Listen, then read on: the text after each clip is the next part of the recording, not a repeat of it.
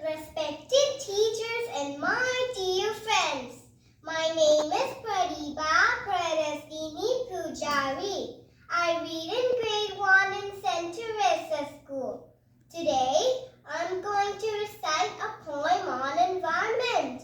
Our environment is a frame of beautiful nature, the land, air, and all living creatures.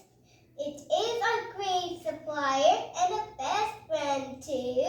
Keeping it safe is important for me and you. Keep the air fresh, rivers clean, and land free from pollutions. Reduce, reuse, and recycle are the